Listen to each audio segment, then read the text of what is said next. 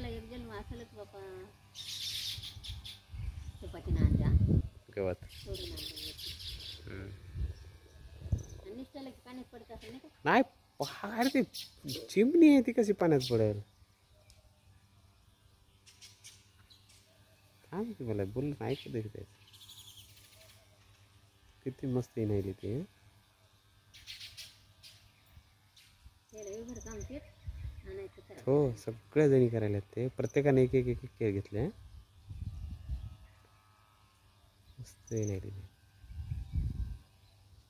कोणाचे जास्त झाले कोणाचे हे झाले किती पाप लागले याच्या जर खोपा आपण पोट तोडला तर हां पाप नाही तर काय बापा मग त्या जाणार आपण. तेच म्हणाले